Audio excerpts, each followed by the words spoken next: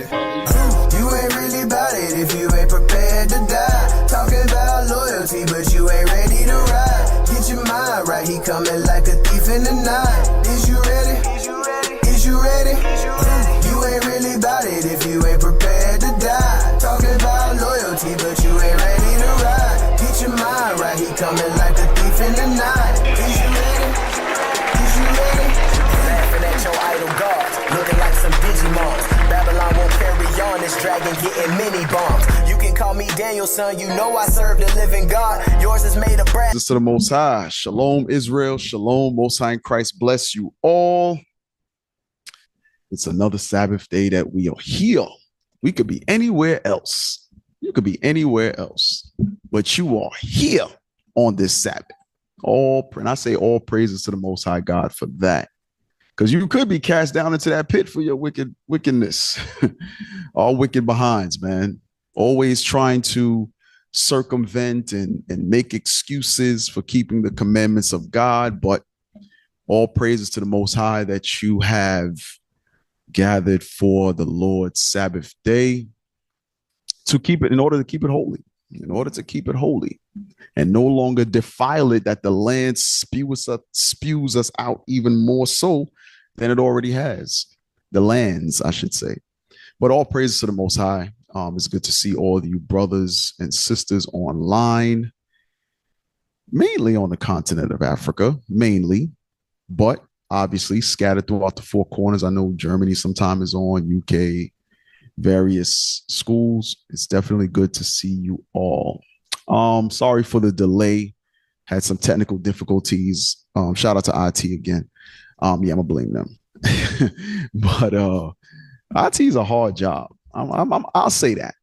Being on IT is a hard job, and it's a thankless job. You might get a thumbs up every now and then, but for the most part, you guys messed it up.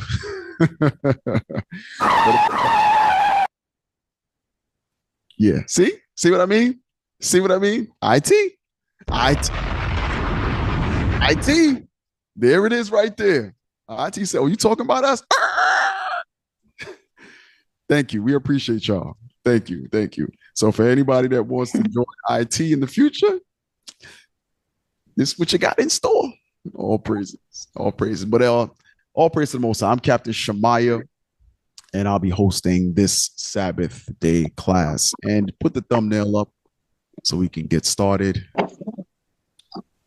Today's class is entitled Friends and Frenemies. Okay. If you can see will be your right or the left side, brothers look like they're in unity, enjoying each other, brotherhood, right? And then on the far side, you see him walking up behind who his friend is still smiling. But behind, you see the evil intent. You see the masked man with the evil intent. So this thumbnail is very telling, right? And I say we try to cover topics that are going on the continent of Africa, and then we also try to warn you about those things that shall come.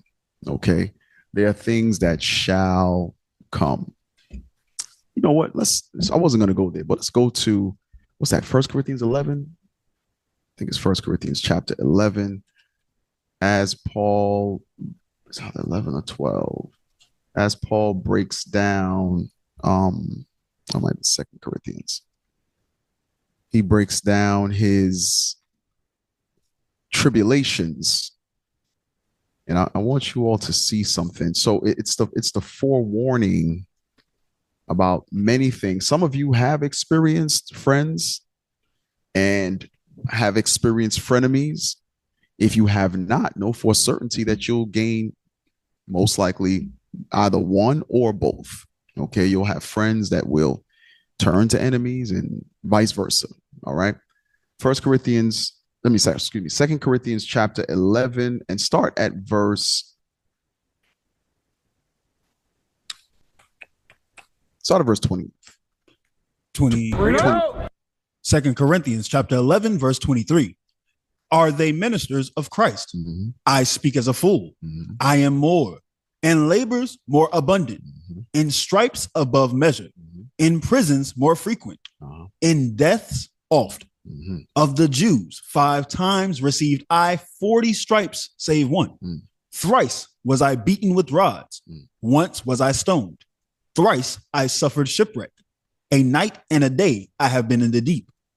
In journeyings often, in perils of water, in perils of robbers, in perils by mine own countrymen. Come on. In perils by the heathen, in perils in the city, in perils in the wilderness, in perils in the sea, in perils among false brethren.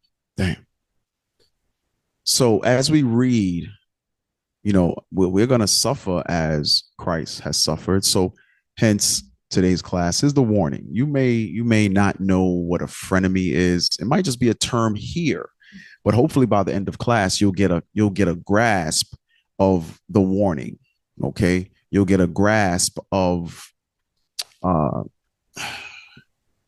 terminology. You'll get a grasp of, or get an understanding of both sides of the spectrum, whether it be friends or whether it be frenemies, right? But read that.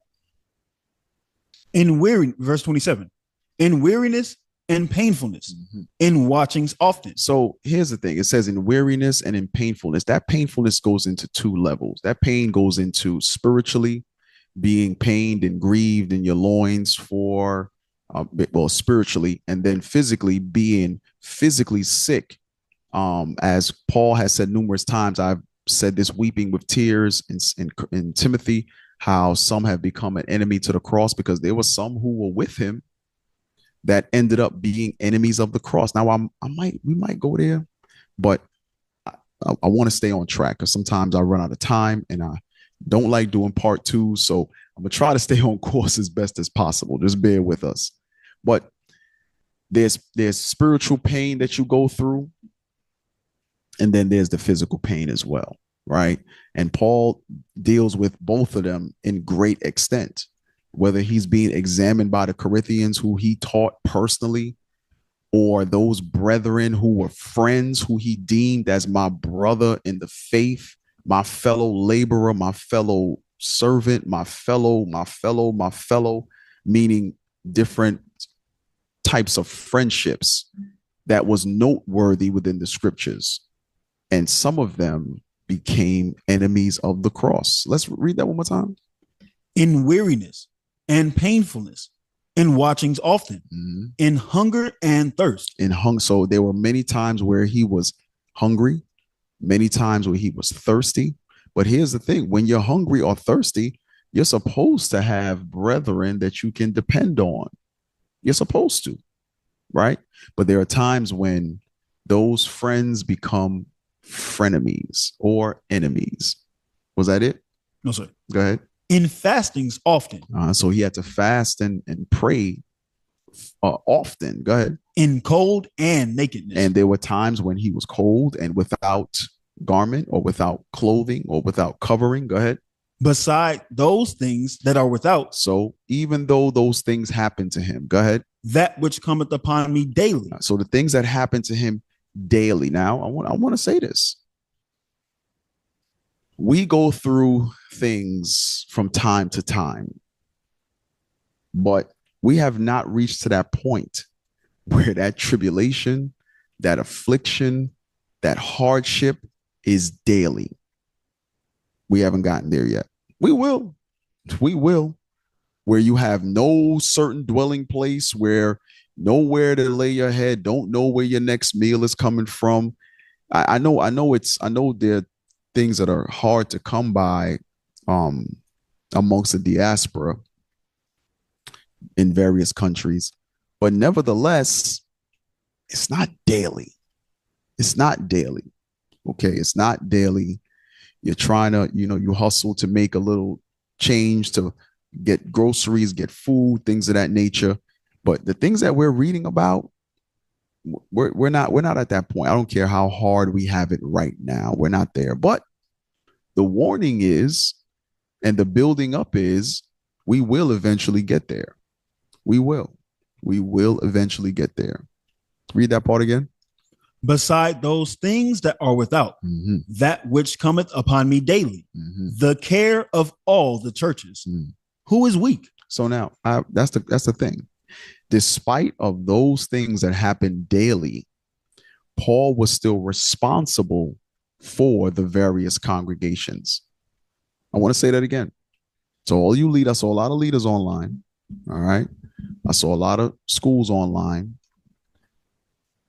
Despite these things happening, the entire congregation is still depending on you.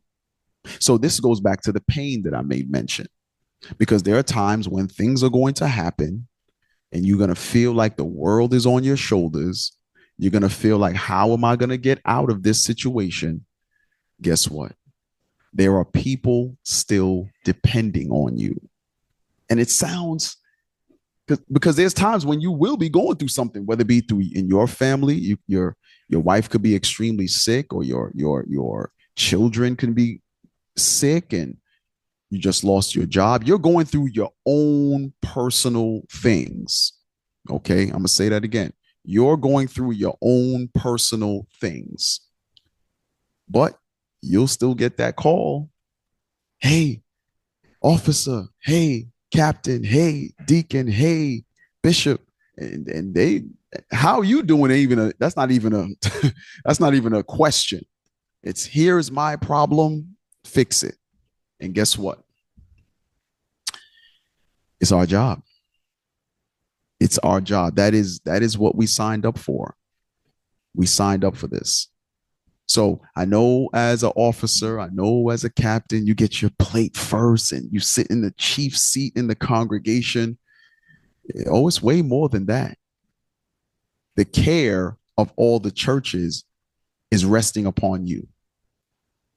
Resting upon you. So always keep that in mind. You were called to feed the flock of the slaughter. You were called to comfort. You were called to build up. You were called to instruct God's heritage. That's what you were called for. And guess what? That's a 24-hour job. That job is 365 days a year. That's what that job entails.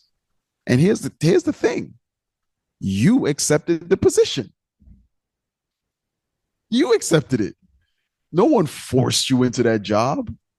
But we need to take that job seriously and thank the Lord every day that he called us into that job. That's right. You'll be tired. You'll be, your body will be failing you. It is what it is. The false brethren persecuting you. It is what it is. The congregation is dependent upon you leaders. The congregation is dependent upon you ranked men, for you to be strong, to be of courage, in order to build up those who are feeble and weak in faith. You don't become an officer because your faith is weak. Well, the Lord ain't gonna raise up a faithless brother. Message. So your faith is strong. It's your job to strengthen those who were weak, those who were feeble. That's your job. And you signed up for it. I'm almost going to go into another direction. So I'm going to need y'all to keep me in line.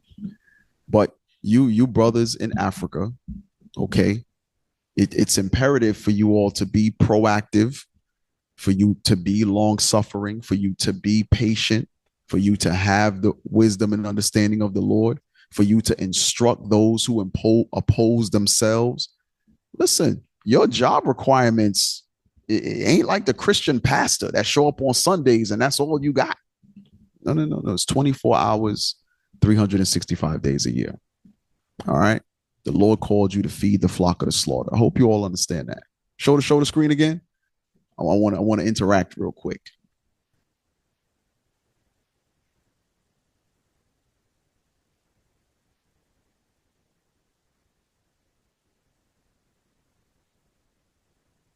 So all of you leaders online, do you understand that? Give me a thumbs up if you understand. Okay. Hey, the Lord saw your thumbs up too. The Lord not only did you show it to all of us, but the Lord showed the Lord saw your thumbs up. The Lord saw it. And all of you men who may not have rank yet, Lord's will in time, that is what you're signing up for as well. That is what you're signing up for as well. Okay, you could take it off screen. I'm really about to go in a different direction. We're going to let the Spirit do its thing. Let's go to Ecclesiastes. No. I want Philippians 3:17 real quick. Yeah, let's go off course a little bit. Philippians 3 verse 17. Yes, sir. Bring it out. Philippians chapter 3 verse 17. Read. Brethren, be followers together of me, and mark them which walk so as ye have us for an example. Read that again, please. Yes, sir. Philippians chapter 3 verse 17. Brethren, be followers together of me, and mark them which walk so as ye have us for an example. So the apostles, Paul said to mark those that walk just like him. He's a follower of Christ. And all of those that walk like him or with him, the other apostles, the other disciples, he says, because you have them as an example. So you leaders, you officers, you're an example. And I've said this a lot. All of us are an example, whether you like it or not.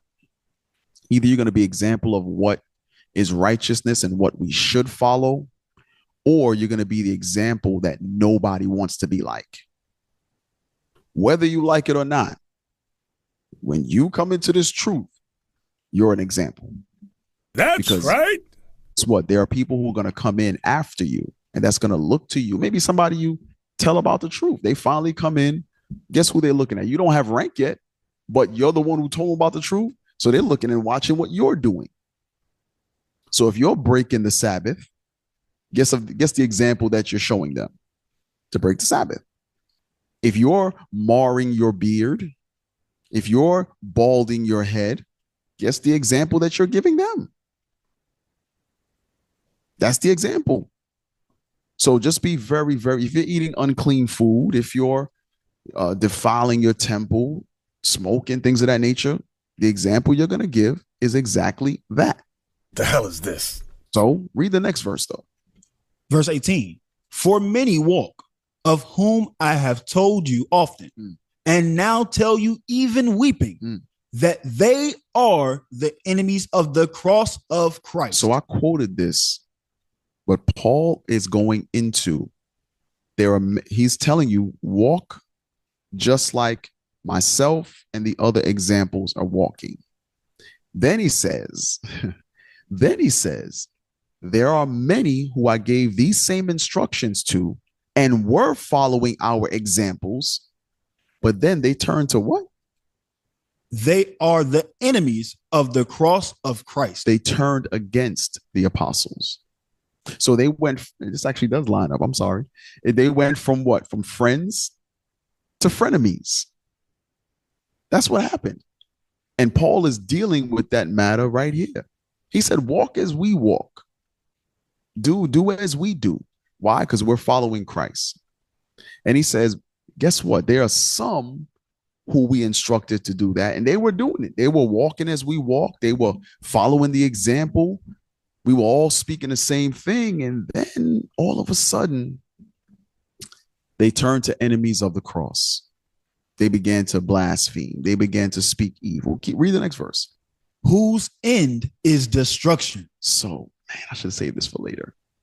But nevertheless, Paul is instructing them that when you go from that friendship to frenemies, meaning there's level of rebellion in you, to turn from what God has called us to do into going against what God has called us to do. Let me give you an example. Finish this out first, and then we're going to go to Ephesians 4 and 3. Yes, sir. Whose end is destruction, whose God is their belly, and whose glory is in their shame, who mind earthly things. No, that was it. Just verse 19 again. whose end is destruction, who their end is destruction, those who are enemies of the cross, whose God is their belly. So they're only out for their own lusts. Their own lusts. Go ahead. And whose glory is in their shame. Who glorify in being rebellious, in being reprobate, in being betrayers. They actually glory in that, right? So Ephesians 4:3. Ephesians chapter 4, verse 3. Endeavoring to keep the unity of the Spirit in the bond of peace. So the Lord wants us to endeavor to keep the unity. The Lord wants us to endeavor to keep the unity in the spirit of bond of peace. That's what the Lord wants, right? Go to James chapter 3.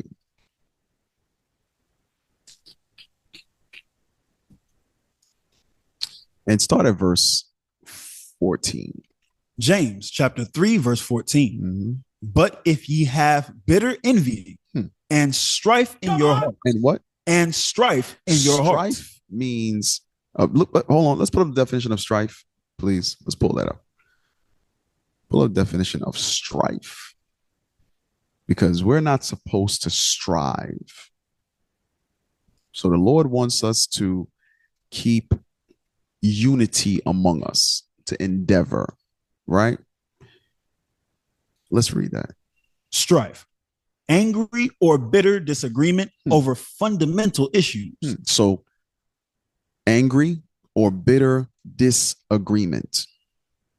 Let's look up some, synonyms. Synonyms: conflict, friction, discord. Sowing discord, go ahead. Disagreement. Okay, disagreement, go ahead. Dissension, variance, dispute. A dispute.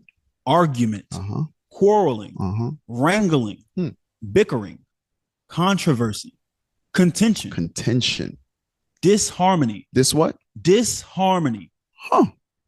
So that would fall under disunity as well. Okay, because to be harmonious means to be unified. But keep reading. Ill feeling. Bad blood. Hostility. Animosity. This the next synonym is what I want. Read. Falling out. A what? Falling out. Okay. So in order to fall out, there had to be a joining of some point. So if brother and sister have a falling out, what were they? They were unified at one time. If a cousin, to play cousin, the first cousin, the second cousin, if the first cousins have a falling out, it's because they were unified at one time. So what we see is God says he wants unity among us, and he wants us to fight for that, to labor for that. But go back to James. James 3:14. But if ye have bitter envy and strife in your hearts. So if you're about disunity or disharmony, go ahead. Glory not. Don't glory in that thing. Go ahead. And lie not against the truth. Don't lie against the truth. It ain't the Lord that's making you feel that way. There's no scriptures to tell you to be disingenuine, to be non-harmonious, or to have no unity. Go ahead. This wisdom descended not from above, but is earthly, sensual, devilish. For where envying and strife is. So wherever that striving, that lack of unity, or that lack of harmony is, there is confusion. There's confusion. And every evil work. Hold on a second. So the Lord is calling us to be unified. But when there's that striving among us, the Bible says there's some evil stuff going on in the background. That's what God says. God said there's some evil stuff going on. So this is where we have to come to that conclusion. Okay. There are some that were friends, as Paul made mention in Philippians, and they began to follow the examples of the apostles.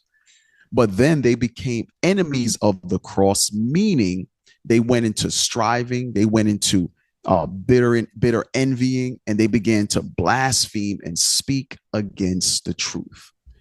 God says there's some evil stuff in the works there. There's some evil stuff. So this is just the warning and the encouragement to make sure you stay on the side of friendship. Stay on the side of brotherhood. Stay on the side of unity.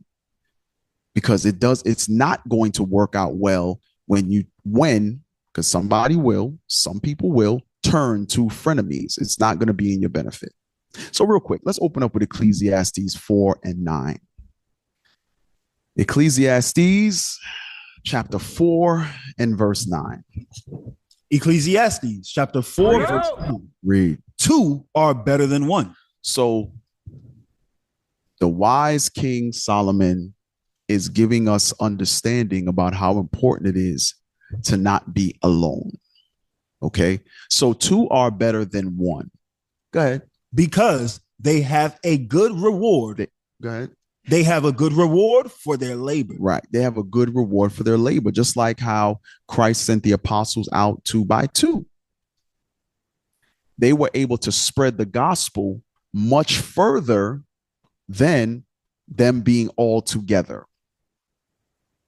There's a good reward for their labors. Why? Because the truth began to spread.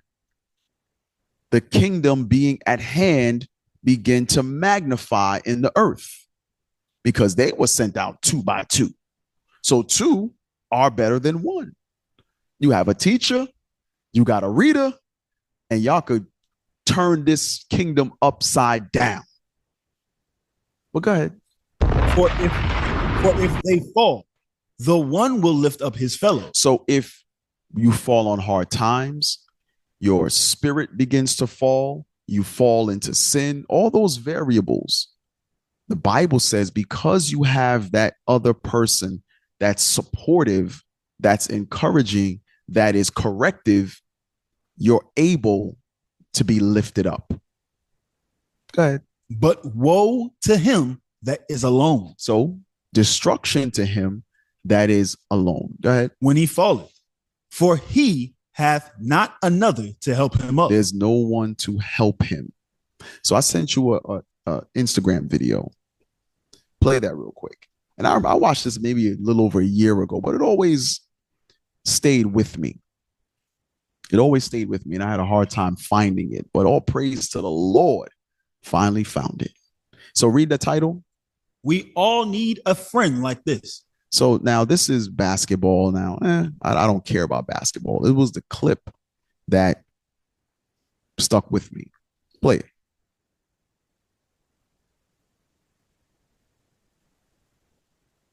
So some may say, what just happened? So when you see the longer version, which I couldn't find, the brother with the dreads, he made a bad play. Now I know in the continent, football or soccer is a big thing. So let's use that analogy. You make a bad play, right? And your countenance falls. You're saddened by it. You start feeling low about yourself. You start questioning your abilities. We all need that friend. When your head is hung low, you're going to say, listen, hey, bro, hold your head up high. Hold your head up high. And again, I could give 2 damns about the sport, but it's the fact that you're the one that read verse 10 again. Verse 10.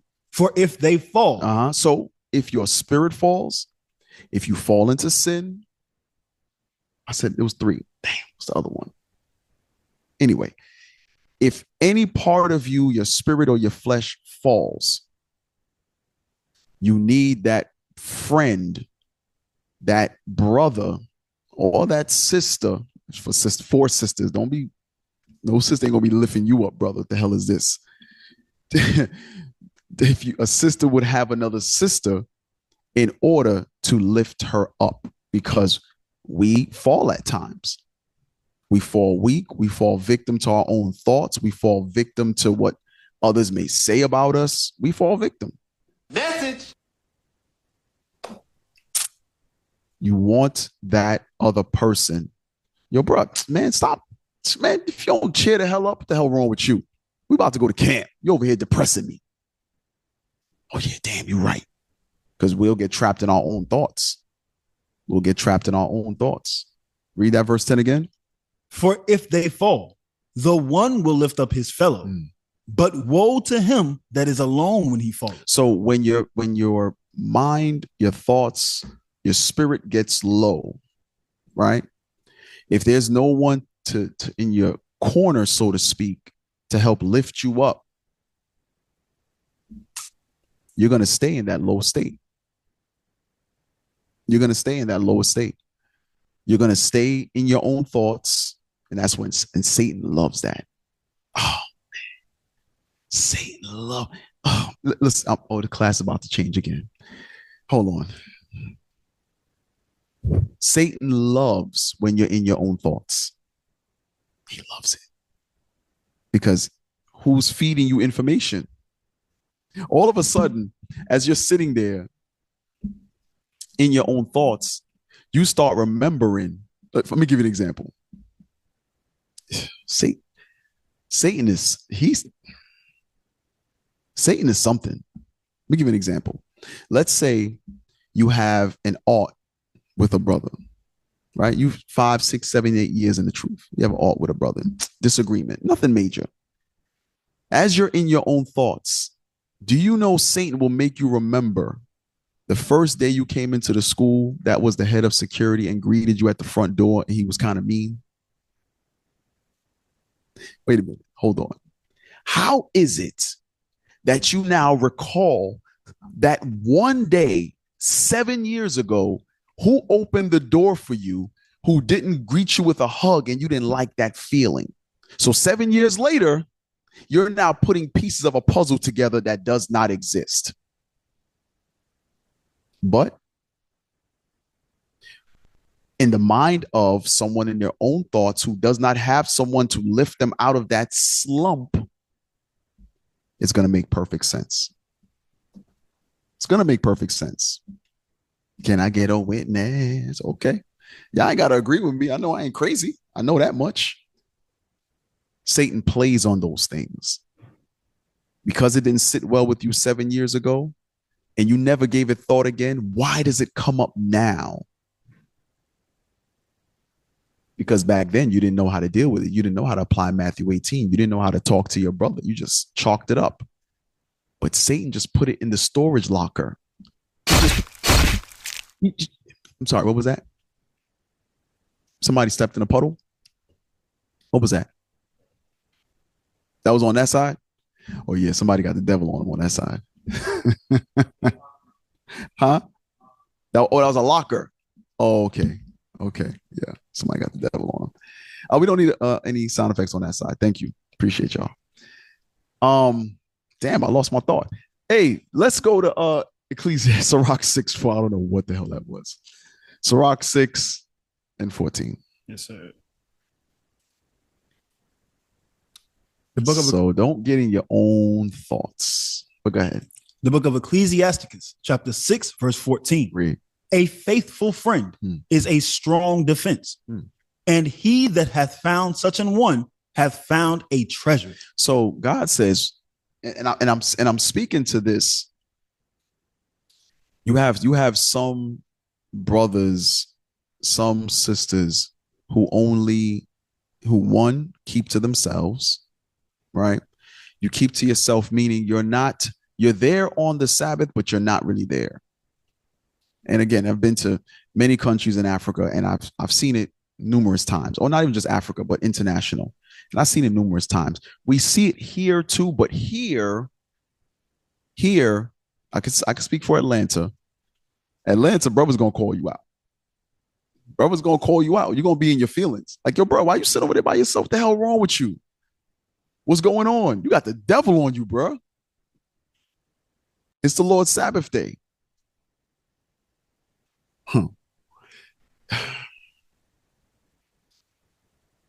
What's that? Nehemiah 8 and 10. Real quick. We're gonna come back here. Just thought of something.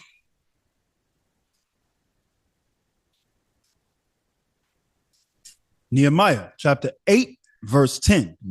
Then he said unto them, go your way, eat the fat and drink the sweet, and send portions unto them for whom nothing is prepared. For this day is holy unto our Lord. So just like the Sabbath day is holy unto our Lord. Go ahead. Neither be ye sorry. So sometimes we come in here and you got the world on your shoulders. Let me tell you something. I don't want to hear all that. I don't want to hear it. I don't want your sorrow to now fall upon me. The Lord said, this day is holy. Be ye not sorry. Take all that sorry stuff for tomorrow after the Sabbath. This is my only day I get to be around the righteous. We can go to war together. We can come back and share war stories. We can hear the bishops and deacons breakdowns, the captains breakdowns. Oh man, look at this precept I found. I'm gonna apply this in my life. I didn't hear it. I've never understood it brought out that way. I'm gonna apply this in my life to make me better. That's what I want to hear. I don't want to hear all your damn problems. We'll talk about that after the Sabbath. But right now, this time is between us and the Lord. Keep all your sorry stuff to yourself. Tells you that with 2 Ezra 10. Keep it to yourself. Read that part again. Read the whole verse again. Yes, sir. Verse 10. Then he said unto them, go your way, eat the fat and drink the sweet. Come on. And send portions unto them for whom nothing is prepared. For this day is holy unto our Lord. Neither be ye sorry, for the joy of the Lord is your strength. Y'all see that? The joy of the Lord tells you that in Ezra 9 as well, about it being a reviving of your spirit. You're supposed to feel recharged. Some of y'all treat the Sabbath day as though it's a burden, as though it's, I'd rather stay home. Guess what? When you start having those feelings, you're pretty much on your way out. You're on your way out, like it or not. I'm just going to tell you. And it's for you to catch yourself and fix it, because we do fall into those slumps. You don't wake up feeling energetic every single day. You don't wake up feeling like I want to take on the world. I want to do. No, some days you be like, man, I just feel like staying in bed. Some days you wake up and you're like, man, this some BS. Some days you wake up feeling that way. But you don't realize rejoicing in the Lord's Sabbath day actually strengthens you. Rejoicing in the Lord's commandments actually strengthens you. So when you feel that you're not growing in the spirit, when you feel like you just can't get it, you just can't do better, you can't, all these various things, it's because you might be missing the joy of the Lord. You have not made his commandments your strength. You need to examine that. Are you rejoicing in the Lord? Are you rejoicing in his commandments? Hold on one second, y'all. Hey, officer, that camera looks like the back leg is tilted. It's like tilted up. I don't know where it's. Oh, it's not. Okay. I'm sorry. All right. Trying to help y'all out. My bad. Tech team said, mind your business. I'm trying to help. Lord knows I'm trying to help. Hey, let's go back real quick. Sirach 6:15. Sirach 6:15. Sirach chapter 6, verse 15. Nothing doth countervail a faithful friend, and his excellency is invaluable. A faithful friend is the medicine of life. So a faithful friend is the medicine of life. This is what Paul was going into in Philippians 3. He's encouraging them, hey, follow our examples and all those that walk like us. There's nothing better than having, for instance, in various countries, in Sierra Leone, in Uganda, in all the countries that are online, South Africa, at one time, there was only one of you there. I want you to really think about that. So right now, you're sitting in a school, you have a congregation, right? Or you're sitting in a house, you have a congregation. At one time, it was only one of you there. Now you have 3, 4, 5, 6, 20, 25, 50 brothers and sisters, and you telling me you not rejoicing? Something wrong with you.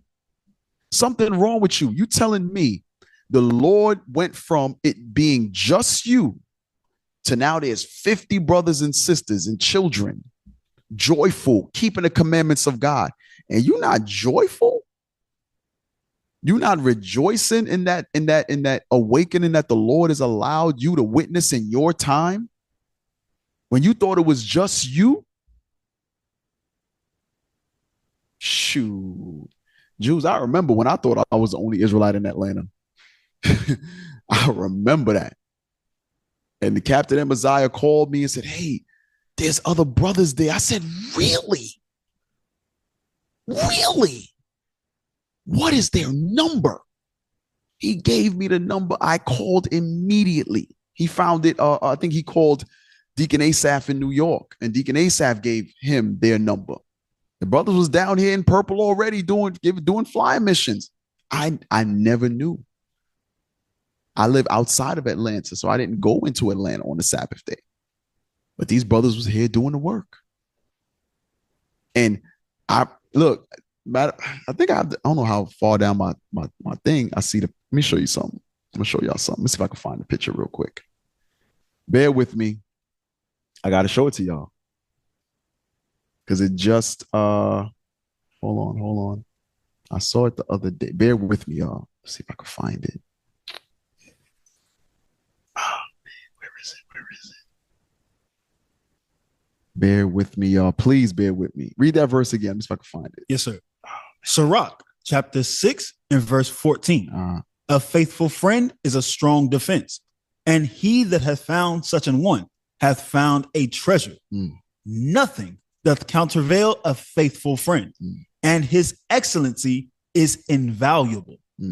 A faithful friend is the medicine of life, and they that fear the Lord shall find him. And they that fear the Lord shall find that faithful friend. So what that actually says a lot, because you may say, I don't have that faithful friend. You might want to question if you actually fear the Lord. Read that again. I didn't say don't beat me up. Don't send me death threats. I'm just a messenger. A faithful friend is the medicine of life. And they that fear the Lord shall find him. It says, and they that fear the Lord shall find that faithful friend. Period. There's no two ways about it. There is no two ways about it. Read it from the top again. Hey, real quick. I'm not going. Oh man, I want to find that picture. It's one of our first pictures doing a fly mission. And I am smiling so hard in that picture. I was just like, yo, I'm here. I'm with the Jews. I'm showing all 32 teeth. All 32. Because there has to be a joy going from you being that only one to now there's other brothers. There's families. Like, holy crap. There's other people that believe this too. So I know some of y'all came in the later years where now you see huge congregations, huge Passovers, things of that nature. At one time, I remember my first Passover was 200 people. I thought the kingdom was coming. You couldn't tell me nothing. 200 Israelites in one place at one time? No. Surely the Lord's kingdom is coming. But in all of that, it says, if you fear the Lord, you'll be able to find a faithful friend. That goes into your spouse as well. That goes into your spouse. If you fear the Lord, remember, Sirach 6 and 7, as you read further up in the chapter, when thou would get us a friend, prove him first. Prove her first. So you're proving a spouse. God says that spouse will be deemed faithful, a faithful friend unto you if you fear the Lord. Drop a bomb.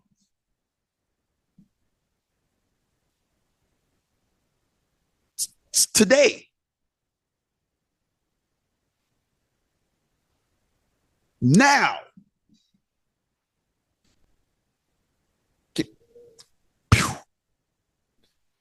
Second Kings 2. Maybe when I said I didn't want no sound effects, they was like, they're looking at the screen now. Oh, now you need us. Well, I didn't want to hear the lock. Oh, Second Kings 2:2. I ain't gonna worry about it.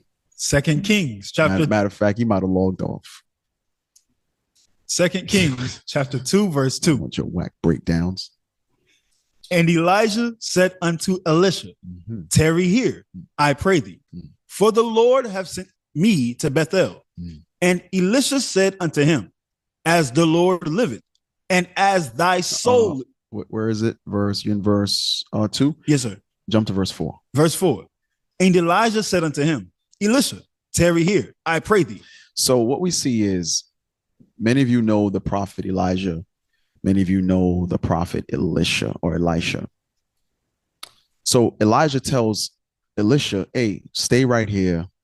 I got to make some moves. Right? Read. Tarry here, I pray thee, for the Lord have sent me to Jericho. And he said, as the Lord liveth, and as thy soul liveth, I will not leave thee. Wait, what did Elisha say? I will not leave thee. So even though his senior, his elder, his friend, his counselor told him, listen, the Lord is sending me to Jericho. I need you to stay here. What did Elisha say again? I will not leave thee. He says, I'm not leaving you. I'm not leaving you. Nope. Wherever you go, I'm going to go too. If you see, what's that little skit? They say, if you see him, you see me. If you see him, you see me. Go ahead. So jump to verse 6. Verse 6. For time's sake. And Elijah said unto him, tarry, I pray thee here. So then Elijah says it again to him. Again. Go ahead. For the Lord hath sent me to Jordan. So he says, now the Lord is sending me somewhere else. I'm now going to Jordan. He says, stay right here.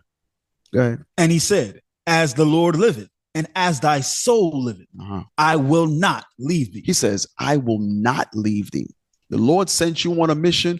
We going together. Why? Because two are better than one. Two are better than one. I'm not leaving you. Nope. Sorry. Get mad. I'm not leaving you. Go ahead. And they too went on. So did Elijah make a big deal about it? No. He says, you're right. Two are better than one. Let's go. This is an example. Listen, go to Proverbs 17. I want to show you something. Proverbs 17 and 17. So some of you are, and I've mentioned this before, on the continent, there's a lot of division among our people due to their ancestral tribes. So because you're a Hausa, because you're Sutu, because you're Zulu, because you're Bantu, whatever it is, because of all these various tribes, we can't. I'm here with you, but I can't cross that ancestral divide. I can't really be seen or draw near you because my parents taught me that Bantus mistreat this person or this tribe. Damn. Shut up. Shut up. To hell with your ancestral divides. I'm going to say it again. To hell with your ancestral divides. That's the same thing Levi and Simeon are doing on the same island together, going through the same oppression. But because one's ancestral slave masters was the Spaniards and the other is the French, they have some kind of divide. And it's mind-boggling that brothers and sisters will come into the truth, and because of some ancestral divide, you don't realize that two are better than one. So you're missing out on the brother, or a sister's missing out on a sister that can lift up their fellow when you fall. You miss out on it because of an ancestral divide. To hell with that. Your ancestors was wicked. That's why our black behinds was put on slave ships and colonized. They was wicked. And if you keep that going, you wicked too. Because God is about unity. That's what our God is about. He's unifying the 12 tribes. If you let your ancestors come between that, you're the devil. Read that, Proverbs 17:17. Proverbs chapter 17, verse 17. Read. A friend loveth at all times. So if you're going on a far journey, your friend is still down for you. Just like we just read about with Elisha and Elijah. It says that friend loves at all times. Guess what? Even if you fall. Because the commandment is not to treat him or her like an enemy. Meaning what? You still have love for this brother. You still have love for this sister. You still do. Let me give you an example. Many of you don't realize that, okay, let's say you fall, you're put away from the congregation. What you don't know behind the scenes is we're still talking about you. We're still asking, I'm not talking about a negative way. I'm talking about we still talking about you. Hey, how's that brother doing? How's that sister doing? Hey, have you heard from them? Did anybody bump into them? How's their spirit? These are the discussions we actually have in the background about you. Who's in contact with them? Okay, so you speak to them how often? They call me every week. Okay, how's this? And you're gauging it. And these are conversations that the majority of our people don't know that we even have behind the scenes. Some of you think when you fall, you fall and we forget about you. That is absolutely far from the truth. That is far from the truth. Because the objective is, are you being built back up in order to Lord's will be brought back? That's the ultimate goal. Because we know when you don't have that second person, or don't have that congregation, or don't have those counselors to the degree that you had before, Satan can destroy you because you're given to your own thoughts. So sometimes you'll see, maybe not so much on the continent of Africa, but you'll see collectively, sometimes some brothers, for some offenses, somebody may be brought back sooner than somebody else. And these are the things that we have to counsel about. Hey, that brother is Satan going to take him. That sister, Satan going to take her. Satan got him. Let's see if we can bring them back. And you counsel up. You counsel up. It may be, hey, I've been talking to that brother, talking to him every day, and he's still doing this, doing that. He's not listening. Oh, damn, I didn't know that. Okay, well, the counsel stands then. Huh? So there are times when a person who is a friend becomes something different for various reasons. We can't get into the minds of brothers, of sisters. We depend on you being truthful and honest with us about those things going on with you. And if you can't do that, then how can we fully help build, correct, strengthen any of you? So we don't know what's going on in your mind. But what it does show us is you turn from being a friend to an enemy, a frenemy, for some reason. For some reason. But you will mask it with another. You'll never say, you know what? I'm giving into my lusts. I don't want to be here anymore. I'm out. It's never that. Oh man, you know what? I got so much hatred for this brother or this sister. I just can't be around him. I'm leaving. It is never that. It's always something else. But let's go to 1 Kings chapter 2. We're going to jump around a little bit. 1 Kings chapter 2 and verse 5. 1 Kings 2 verse 5. Read. Moreover, thou knowest also what Joab, the son of Zeruiah, did to me, and what he did to the 2 captains of the host of Israel, unto Abner, the son of Ner, and unto Amasa, the son of Jether. So hold on. So King David makes a statement. He says, you know how much Joab, or the things Joab has done to me. Read that part again. Read it from the top. Yes, sir.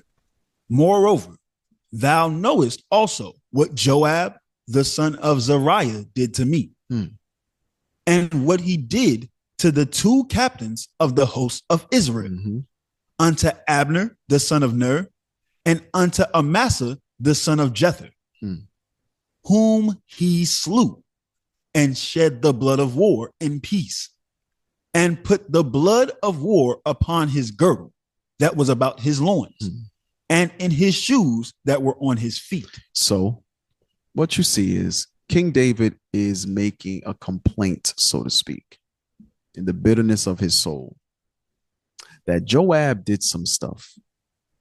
Now, let's go to, because I know Joab and David were related. I believe he was his nephew. That was David's sister's son. Right? But for time's sake, go to 2 Samuel 19.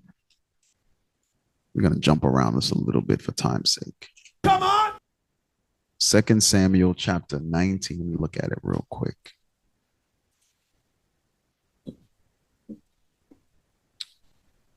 Start at verse 4. 2 Samuel. So remember, King David said, remember all the things that Joab did to me, right? Okay. 2 Samuel chapter 19, verse 4. But the king covered his face, and the king cried with a loud voice, "Oh, my son Absalom! Oh, Absalom, my son, my son."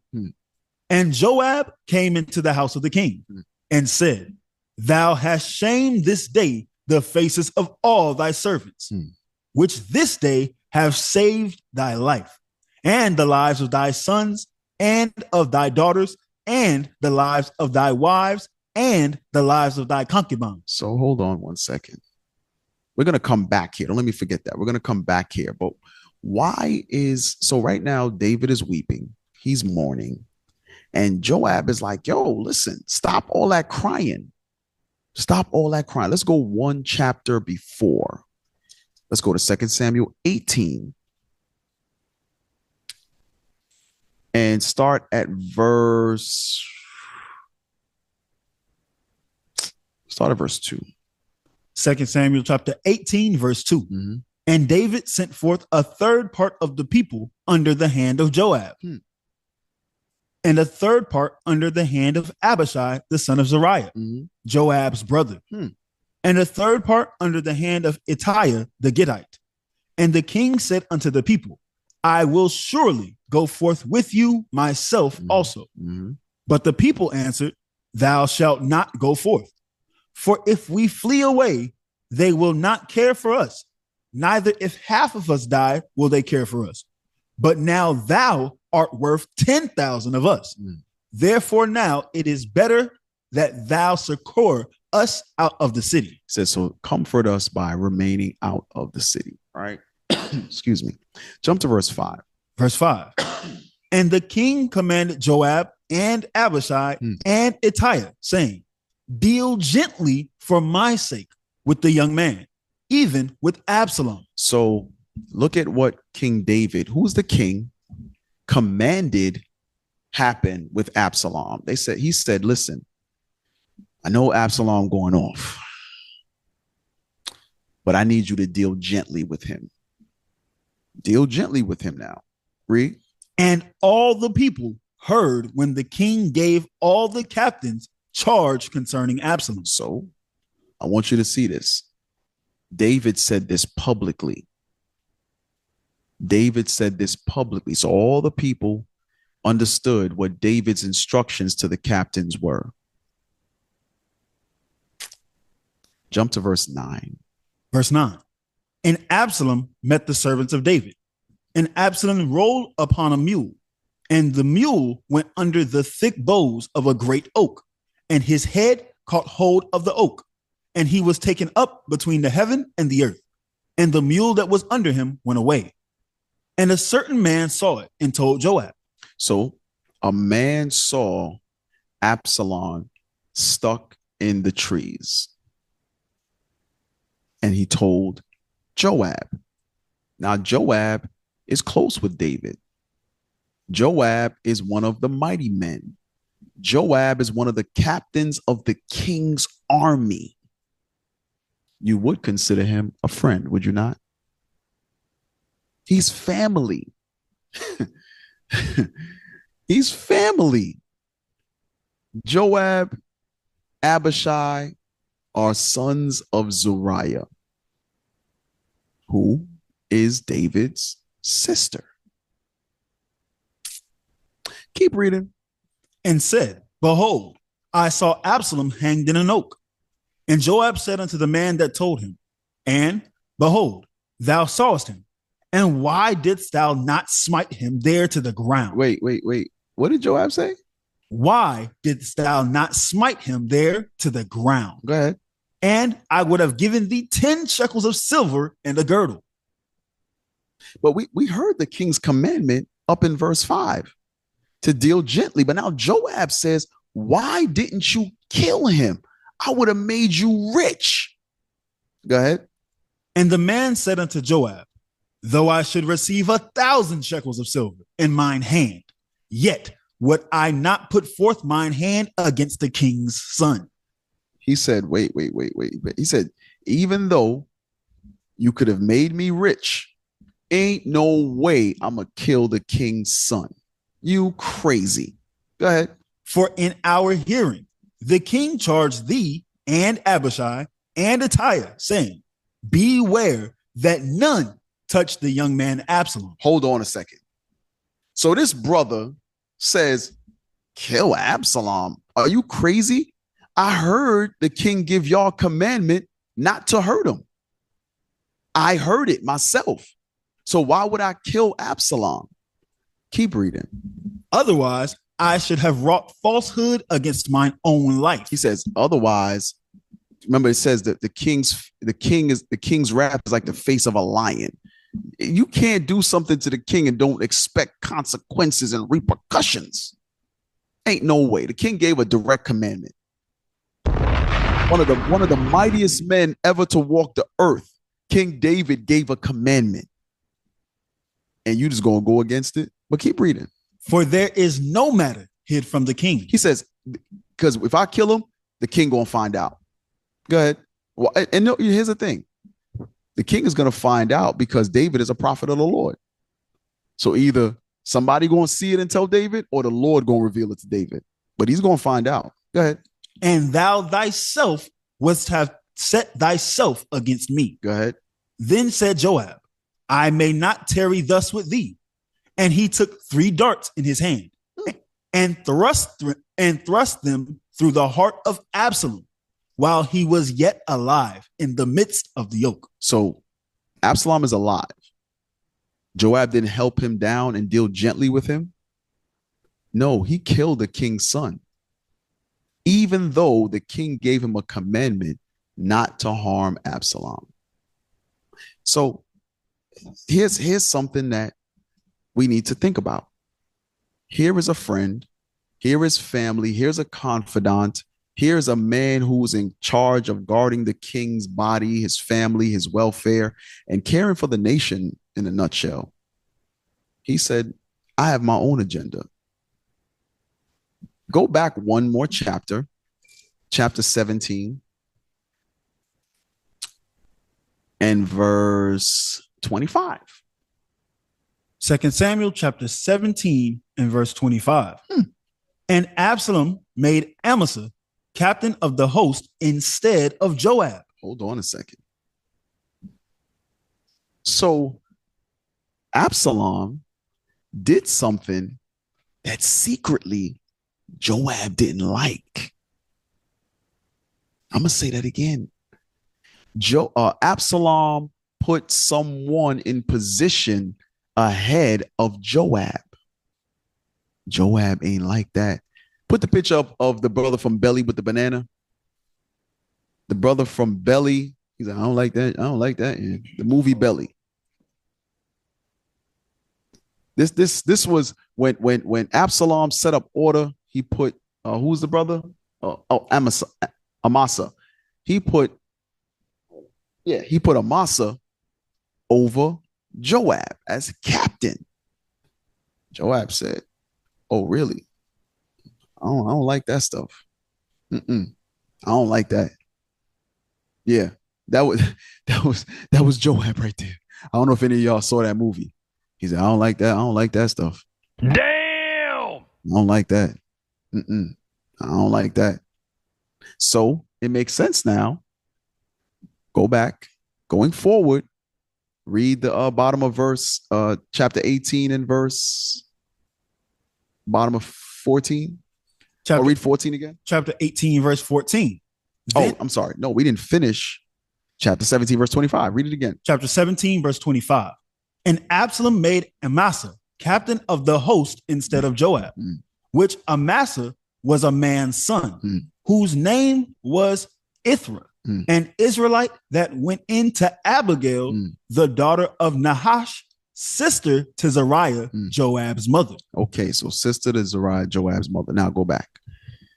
18 and 14. Chapter 18, verse 14. Then said Joab, I may not tarry thus with thee. And he took 3 darts in his hand and thrust them through the heart of Absalom while he was yet alive in the midst of the oak. And 10 young men that bare Joab's armor compassed about and smote Absalom and slew him. So wait a minute. Even though they all heard the king's commandment, all it took was one to defy the king's commandment. Then all the others followed his example. I want y'all to see this. I want y'all to see this spiritually. There's times when you being out the spirit can be infectious to others. Now all of you always, because I always wonder, how do bitter people find each other? Like at some point, how do you know? Okay, for instance, I have a gripe, they have. We know it's spiritual, but who has enough courage to make that initiation and conversation of bitterness? You got to be brave to be the one. I can't even say brave. Bravery would be a good thing. You got to be emboldened in your sins to be the first one to sit there and say, hey, bro, I hate his black gums. And then the brother looks at you and says, you know what? Me too. How in the world do you feel that emboldened to even, you don't think about, hey, that brother might tell on me. You got to look at its spirit. It's something in your spirit that made that spirit so comfortable coming to you with that. I would be fasting and praying every night or every day, because there's something wrong with me. There's something that his spirit sees in mine. Every flesh consorted to its kind. There's something in me that has to be purged out immediately. Lord, remove it from me. broken and contrite, going to the Lord. Lord, never allow me to be a betrayer. Never allow me to be disobedient, to be rebellious, to be a reprobate. Lord, please. Because this brother or this sister came to me with that foolishness. There's something in me. Because I'm going to ask you that. I'm going to ask you, hey, why that brother go to you? And the hope is self-examination. Well, we get, I don't know. That brother, I gave him a ride one time. He came to me. Yeah, okay. You better examine yourself. So what you see is Joab, the king's mighty man, got a commandment from the king, went against the commandment, and then caused others to go against the commandment as well. Okay. Go back to chapter 19. Verse 5? And read verse 5 again. Yes, sir. Chapter 19, verse 5. And Joab came into the house up to the king and said, thou hast shamed this day the faces of all thy servants. So David is now mourning the loss of his son Absalom. He's mourning. Oh, Absalom, he's mourning. Go ahead. Which this day have saved thy life. He says, now you mourning over that wicked son of yours, and you're disregarding all the servants that went to bat for you. Go ahead. And the lives of thy sons and of thy daughters, and the lives of thy wives, and the lives of thy concubines, and that thou lovest thine enemies and hatest thy friends. So wait, what is Joab considering himself? Read that part again. And that thou lovest thine enemies and hatest thy friends. So what he's saying is you can't mourn for your son because all of these friends that you have been in your corner, hunted him down, obviously, defended our people, and you crying over him instead of rejoicing over us, your friends. But is Joab showing himself to be a friend? Keep reading. That thou regardest neither princes nor servants. For this day I perceive that if Absalom had lived and all we had died this day, that it had pleased thee well. So now he's trying to make King David feel guilty. He says, I think if we would have all died and Absalom lived, you would be happy about that. You wouldn't be mourning over us this way. Showing what? There's some stuff inside of some of the friends, man. There's some stuff inside of friends. And here's the thing. I'll listen. I say that here locally. I say it here stateside. When people show you who they are, believe it. Believe it. I know a lot of times we'll have friends and people we're close to, and you don't want them to be spoken of, or, sometimes correction seems harsh, and you'll take it on as it's your burden. But what you've been doing is you've been enabling that person. You've been giving them space to talk about their grievances with you, rather than you telling them to go work it out with the person they have the grievance with. Meaning you haven't corrected them. So now correction is coming from others like leadership, and you feel some kind of way. It shows that there's something underlining in you.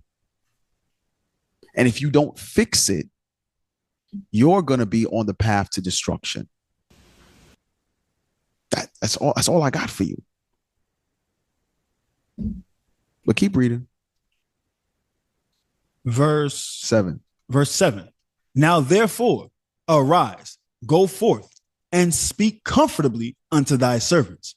For I swear by the Lord, if thou go not forth, there will not tarry one with thee this night. Wait. Remember, Remember, Joab is one of the captains of David's host, of David's mighty men. Now Joab is pretty much threatening David. He's threatening the king. He says, listen, if you don't stop mourning over Absalom, and you know what's so crazy right now is, as we read, wasn't it Joab that killed Absalom? I want y'all to really meditate on that, and don't just read the scripture, meditate on it. Joab killed, and he didn't tell him that, oh, I'm the one who killed him. I want you to really think about that. Go back up to verse 1. Verse 2 Samuel chapter 19, verse 1. And it was hold on. Go back up to 18 and verse 32. 2 Samuel chapter 18, verse 32. And the king said unto Cushai, is the young man Absalom safe? And Cushai answered, the enemies of my lord the king, and all that rise against thee to do thee hurt, be as that young man is. And the king was much moved, and went up to the chamber over the gate, and wept. And as he went, thus he said, oh, my son Absalom, my son Absalom, would God I had died for thee, O Absalom, my son, my son. So think about this. Joab, King David's friend, killed his own relative, or the king's son. Damn. Hey. And here's the thing. I want you to think about this. The way they left his body was though the enemies that did not know him got to his body. Because what the nation, when you read about the Philistines, how they would mutilate our bodies, parade us around the city, they had to have mutilated. Because remember, it said the other young men went with their swords as well. So they mutilated him, replicating what the actual enemies would have done, as though this is not the king's son that gave you an order not to harm him. Just bring him back to me. I'm going to talk some sense into him. Joab, who was the king's friend, said, he was like, yeah, okay, I'll bring him back. I'm on my way, boss.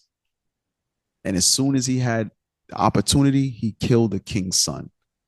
Now the king is mourning his son.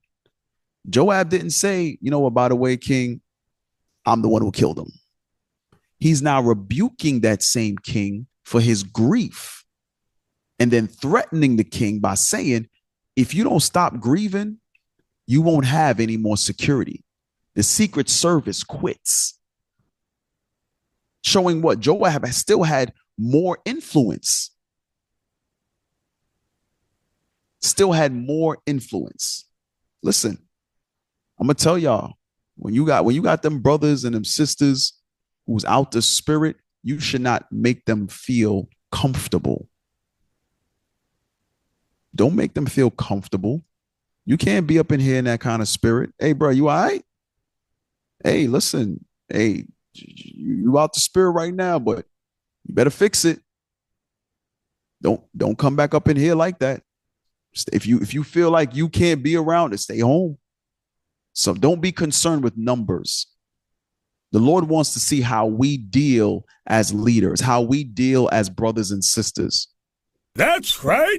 Lord will just move that person out the way, and then all of a sudden 10 more new people come in. Remember, you were the only one at one time. Remember, it was only 2 of you at one time. A husband and a wife sitting in the house watching classes. Now all of a sudden it's 10 of y'all, 13 of you, 15 of you, 20, 30 of you. The Lord has to sometimes move spirits out the way, but he wants you to be proactive. He wants you to see it. He wants you to be the spiritual brother or sister to see that this person is off. And it doesn't mean go dig up evil. It doesn't give you liberty to start inspecting everybody. But there's sometimes when you can see something. If you see something, say something. If you see it, hey, bro, you all right? You good? You seem kind of out the spirit. Hey, bro, where you been? And there's some of you. I gotta say this now. There's some of you when leadership visits. Some of you are there every day. You're there every day. You're at the school. You're getting breakdowns, things of that nature. And then when leadership leaves, when we go back to the States or go back to the UK, all of a sudden I don't see you in the camp pictures anymore. I don't see you in the camp videos anymore. I ask about you. Hey, how's this soldier? How's this officer?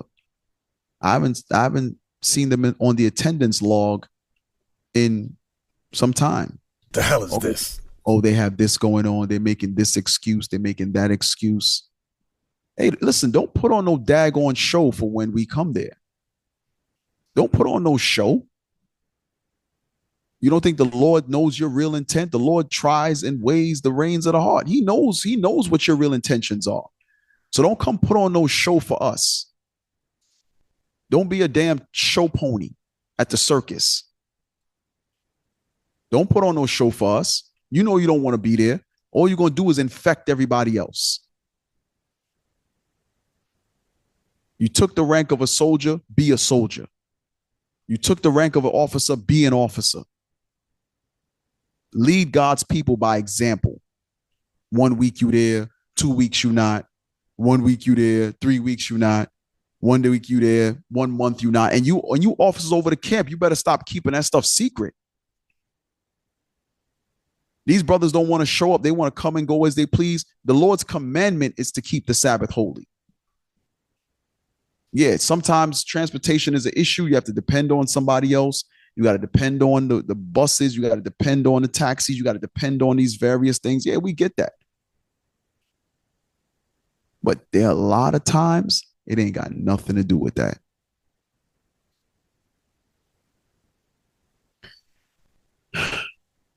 What verse were you in? Verse 7. Read. Now therefore arise, go forth, and speak comfortably unto thy servants. For I swear by the Lord, if thou go not forth, there will not tarry one with thee this night. And that will be worse unto thee than all the evil that befell thee from thy youth until now. He says, now, when we all abandon you in your older years, it's going to be far worse for you than it was when you were young, having to evade King Saul, or early on with Absalom, or these various nations, the Philistines that wanted to come against you. He says, it's going to be far worse now. You up in age. Just think. When you read this kind of history, it reminds me of like Game of Thrones and those various shows where it's just treachery among everybody. The Game of Thrones, what's that dragon one? Something Dragons, Lord of the Rings, all of those shows, they're getting it from the Bible. That treachery among men, they're getting it from the Bible. Go ahead. Verse 8. Then the king arose and sat in the gate, and they told unto all the people, saying, behold, the king doth sit in the gate. And all the people came before the king, for Israel had fled every man to his tent. And all the people that were at strife throughout all the tribes of Israel, saying, the king saved us out of the hand of our enemies, and he delivered us out of the hand of the Philistines. And now he is fled out of the land for Absalom. And Absalom, whom we anointed over us, is dead in battle. Now, he said Absalom is dead in battle. Absalom wasn't dead in battle. Go ahead. Now, therefore, why speak ye not a word of bringing the king back? And King David sent to Zadok and to Abiathar the priest, saying, speak unto the elders of Judah, saying, why are ye the last to bring the king back to his house? Seeing the speech of all Israel is come to the king, even to his house. Ye are my brethren. Ye are my bones and my flesh. Wherefore then are ye the last to bring back the king? Read verse 12 again. Ye are my brethren. Ye are my bones and my flesh. Wherefore then are ye the last to bring back the king? Go ahead. And say ye to Amasa, art thou not of my bone and of my flesh? God do so to me and more also, if thou be not captain of the host before me continually in the room of Joab. Wait. Joab was salty. Joab had an issue. He had a secret, what do they call it? A root of bitterness within him. But yet he was so close to the king. I want y'all to really, really meditate on that. So the friendship is there. He says, your flesh of my flesh, bone of my bone, you're my brethren. Joab's sitting there like, this. Because remember, Joab is pretty much about to start a revolt against David. Hey, real quick for time's sake, 2 Samuel 3. Because you can go on and on and on. 2 Samuel 3, verse 39. 2 Samuel chapter 3, verse 39. And I am this day weak, though anointed king. And these men, the sons of Zariah. The what? The sons of Zariah. Remember who the sons of Zariah is. Joab, Abishai, the sons of Zariah. Be too hard for me. But you see what he says? King David says, the sons of Zariah are giving me a hard time. That's what he's saying. He said, they're too difficult to deal with. And this is early on. So when we get back to chapter 17, 18, and 19, and King David stating in 1 Kings chapter 2, like, it's always something with these guys. We're supposed to be brethren. We're supposed to be friendly, but it's always something with these guys.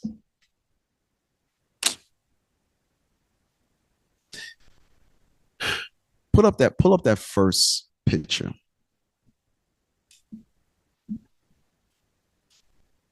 Yes. So this is Thomas Sankara of Burkina Faso. Now, you saw the stuff I sent you? Okay. Put that up. His name and the information. Read that. Thomas Sankara, Burkina Faso, killed 1987 by former friend and close ally Blaise Compaoré. Read that part again. Killed 1987 by former friend and close ally Blaise Compaoré. I want y'all to really meditate on that. So Thomas Sankara, read his background. Sankara, known as Africa's Che Guevara, Che Guevara, who was the liberator of Cuba. I think it was Cuba. Right. Go ahead. Was overthrown and assassinated during a coup led by Compaoré. So who led the coup and who killed Thomas Sankara? It was his friend. I want y'all to meditate on that, because guess what? I'll keep reading, matter of fact. His longtime comrade and second in command. Wait a minute. Aren't we reading that history out the Bible? You have Joab, a mighty military, mighty man, captain of the Lord's army, or of King David's army, the Lord's army. King David had to say, you know what, Joab, you ain't gonna be number 2 no more. I'm gonna put Amasa over it all, because you just doing too damn much. But what we're reading, Joab is ready to cause a coup. He said, listen, if you don't do what I say, nobody will be with you. That's that threat. And remember, Joab is a mighty man. So he probably all buffed up like, nobody's with you. I can't do the voiceover. I need to get some auto-tune or something on here. No, nobody's with you.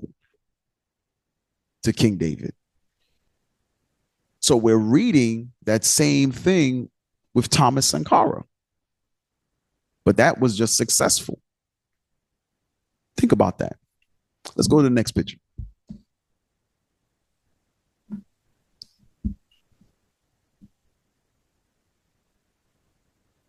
This is Patrice Lumumba of the DRC. Let's put up his info.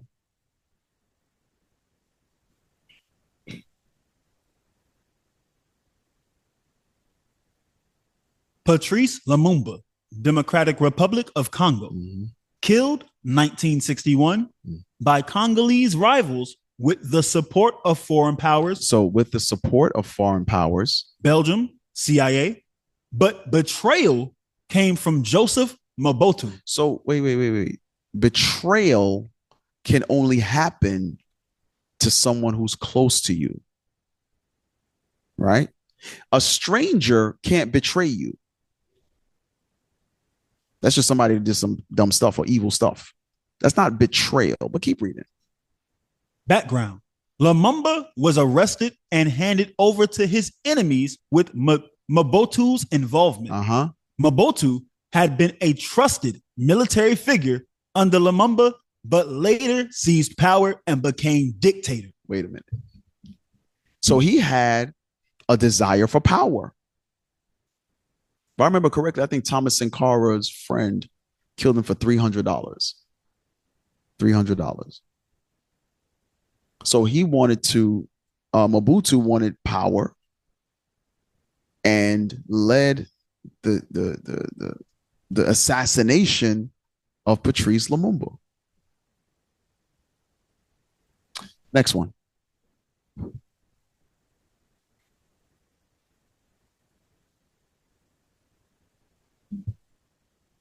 Muammar Gaddafi of Libya. Let's go down.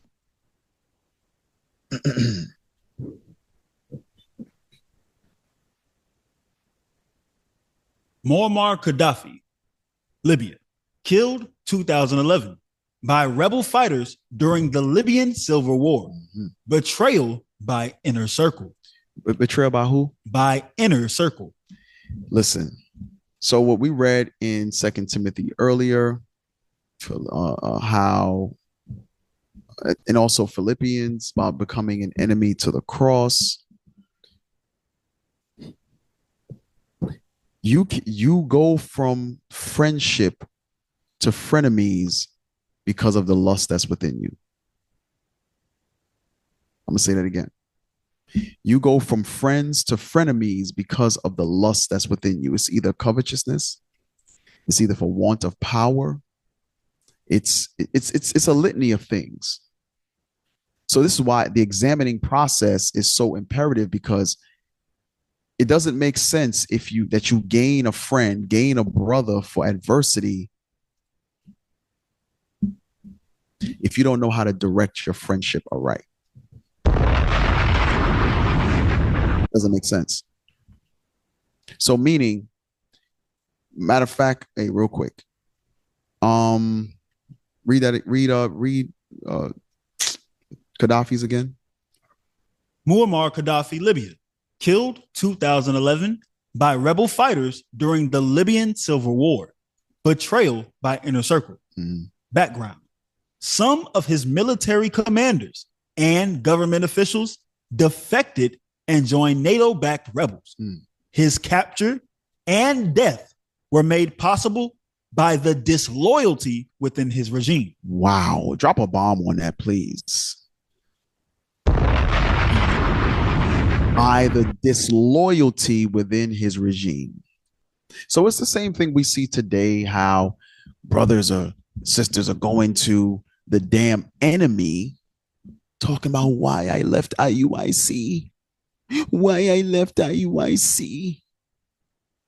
You ain't leave IUIC. People think they just willingly get up one day and say, you know what, I'm leaving because of this, that, and the third. No, you just gave into your lust.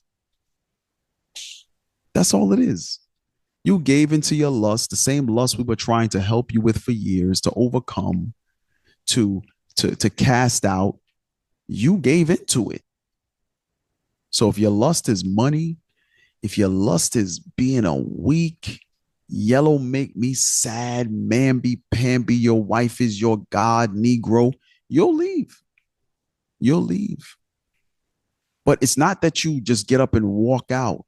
It's actually, picture this. You know, you're going for a walk in the park on a nice day. Going for a walk in the park. Sisters, y'all know what I'm talking about, right? Go for a nice walk, right? And someone is walking in front of you. It could be your husband, it could be a child. You know that when they reach their hand back, what do you normally do? You grab their hand, right? And you're being led. Well, in this scenario, Satan is walking before you. He reaches his hand back. You grab it and you walk right out of here. You're not leaving. You're being led out of here. What you talking about? You holding Satan's hand, Negro. You ain't leave IUIC. Your video should be, Satan led me from the Lord. Damn. Hey. Satan led me from the Lord. That's what your video should be called. You ain't leave IUIC. Negro. Negroes. How you say Negro in Spanish? Negroicito. Yeah, you an extra Negro. You damn betrayer of men.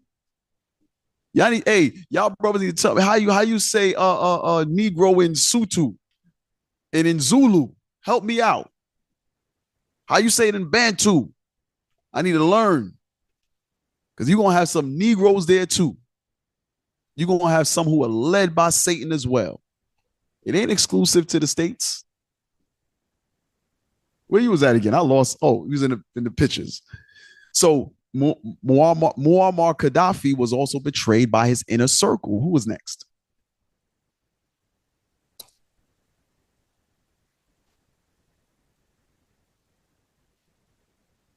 Samuel Doe. Look at that afro. Shoo. That Jew got juices and berries in that thing. Ooh-wee. Samuel Doe of Liberia. Let's go down.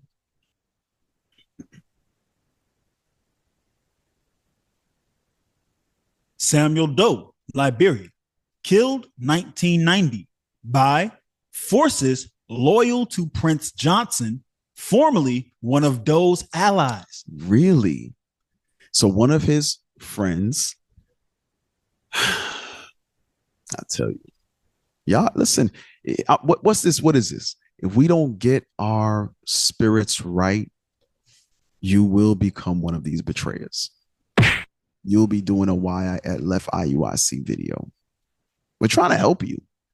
We're trying to help you recognize the various things that cause brothers and sisters to be bitter, to leave. It comes from correction. It comes from instruction. And just the I'm going to tell you, it comes from a lack of sincerity too.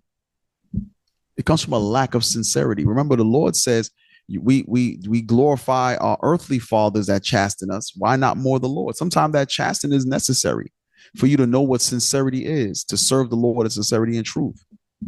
You gain humility through those corrective measures. You're like, damn, I messed up again. Damn, I need to fix this. Damn, I got one thing right. I got 7 more to work on. I got 4 next go around. I get 5 more to work on. Damn, I messed up again. I got 3 more to work on. And you just keep at it. You know what's funny? We seem to get that concept when it comes to work, when it comes to school, when it comes to sports. We get it. A coach will yell at you. A coach will correct you about a move you didn't do. You didn't shuffle your feet enough. You didn't fake the goalie out. You didn't do. Oh, we get it. We get it. And then next go around, next play, we do better, right? Next play, we do better. The teacher tell you failed a test, you failed an exam, you got to study more and take it again. Guess what? We do it in order to pass. We understand that everywhere else except in this truth. Except in this truth. Read. Go back. Samuel Doe, Liberia, killed 1990 by forces loyal to Prince Johnson, formerly one of Doe's allies. Background. Johnson had broken away from the rebel movement that initially aimed to overthrow Doe. He captured, tortured, and executed Doe in a brutal video recorded incident. Stop. Did we read that with Joab and Absalom? Did we not read that? Didn't Joab throw darts into Absalom's heart? The other men came and mutilated his body. Can you read that part again? Background. Johnson had broken away from the rebel movement that initially aimed to overthrow Doe. He captured, tortured, and executed Doe in a brutal video recorded incident. He recorded it. He recorded torturing and mutilating his brother. Sheesh. Last one for time's sake. Last one.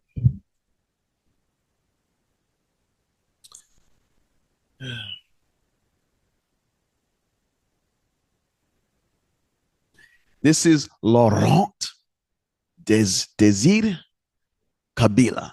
Hey, what's his name? Officer David, you probably gonna help me with that French, bro. Help me out, bro. Officer David of Sierra Leone, help me with that Frenchie. Laurent Désiré Kabila. Say it again. Laurent Désiré Kabila. Ooh, you hear that? You hear that, Frenchie? You hear that, French? That's that Frenchie right there, boy. Hey, all right, bro. I get it, bro. You ain't gotta flex on me like that. No, but all praises. Thank you, bro. Democratic Republic of Congo. Hey, you know what's, and we've said this before. So growing up, this Judah, the tribes here, Judah, Benjamin, mainly Judah. Like sometimes we would, you mock brothers and sisters in the continent. You mock them, right? This was when we were young. I'm not talking about now, when you're young. But it's, even to this day, it is such a blessing to see how many brothers and sisters can speak 6, 7 different languages. But yet we're over here thinking we small. Now, scripturally, of course, the Lord has raised a tent to Judah first, but I'm talking about scholastically or educationally. You'll look at Africa and think, think a certain way about them. But just now you tell, Officer David, hey, say that in French for me. Like he speaks French, like, and these brothers and sisters speak multiple languages and dialects. You know how smart you got to be to do that? Do you know how wise and understanding you have to be to do that? I remember I was in South Africa and Officer Ben Levi, and I'm watching this brother teach in the spirit of the Lord. I'm like, man, this brother, all the brothers, Officer Abdias, Officer Lemuel, all these brothers is teaching in the spirit. And but this particular day, Officer Ben Levi is teaching, and the brother, he's teaching in English, perfect English. And I'm like, okay, this brother teaching is Spanish, but the crowd that came up had trouble understanding English, and to watch this brother just switch back and forth, I was blown away. So I have to commend you brothers and sisters on the continent and internationally, because you all are set up to do a mighty work, man. You all are set up to do a mighty, mighty work. So here we are. The Lord made you all learn English in order for the tents of Judah to give you the understanding. I'm going to say that again. The Lord made you. It ain't because of school. It ain't because you wanted a job. The Lord made you learn English so that the tents of Judah could teach you this glorious gospel. Now it's your job in the various languages and dialects that you know. It's now your job to take that gospel to your people in those various languages. Class about to change again. I only got like 10, 15 minutes. Listen, even what we're going over with friends and friendship and frenemies, the whole objective is to let's get our spirits right. Let's get our spirits right. We got to reach a lot of people. We got to teach a lot of people. We got a lot of work to do. Like, as you see, the bishops, deacons, mighty men went to Madagascar, and they speak a dialect of French. They speak French there, but it's a dialect also called Madagasy, like a slang version or a local dialect. Guess what? They need the word. There's so many places, even the places where you all are in Tanzania. It's a huge country way on the other side. Kenya, huge. It's a lot of people we got to get to. So the Lord is, matter of fact, I don't want to go ahead. My mind be going like a million places. Psalms 19. And we're gonna come right back because I gotta finish that out. Psalms 19. Because I gotta encourage the brothers, and because that even though that was a simple thing as far as my inability to pronounce the brother's name, Officer David just jumped in like, yo, this is how you say it. Psalms 19, verse 3. Psalms 19, verse 3. There is no speech nor language where their voice is not heard. So I want you all to understand that. There is no language on earth. I want to say this again. There is no language on earth that is not going to be, that someone of that language is not going to be able to translate it or to give that understanding in that language. Here's my point. So there are many dialects in various African countries. Someone will repent in every part of the world that speaks that language. I don't care how remote it is. Someone is going to repent that's able to speak that particular language. I don't care how remote. I don't care how far off they are. I don't care how old that language is. If there's someone in the earth that's going to be able to give the understanding in that language.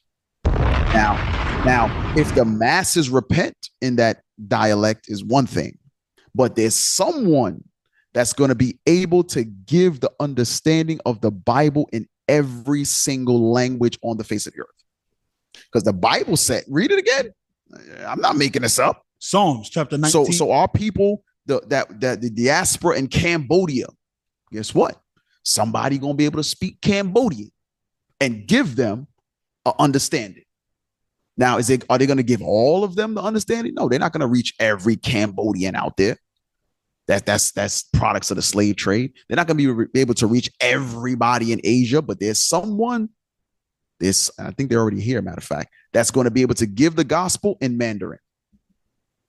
Someone is going to give the gospel in Tweet, which they already are. Someone is going to give the gospel. The list goes on and on. If there's a language out there, God says there's going to be someone who repents that's going to give the gospel in that language. Because read it again. Psalms chapter 19, verse 3. There is no speech nor language that's ever been created. Go ahead. Where their voice is not heard. They're going to hear it in that language. Drop a bomb on that, bro. There is no language that the gospel will be hid from. None. Because guess what? Now, here's the thing. Just like, okay, here, speaking English, right? Tents of Judah is teaching the diaspora, right? So a brother in Netherlands, hypothetically, right? He hears the gospel in English. He's like, man, he speaks Dutch way better than English. Guess what he's doing now? He's going, there's a brother in the Netherlands that he speaks like 6 languages. He was in Madagascar teaching in French, but he lives in the Netherlands and he speaks English fluently. He speaks 6 languages. He went to Spain teaching in Spanish. Look, You brothers, y'all have, listen, you don't understand the level of work the Lord has for you. So that's why I went into the brothers who show up every other Sabbath and show up once a month and they don't know, they're unsure. Listen, if they don't get their spirits right, the Lord is going to move them out the way.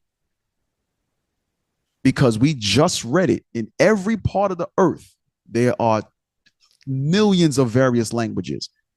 Someone is going to repent that speaks every one of those languages. Every one of them.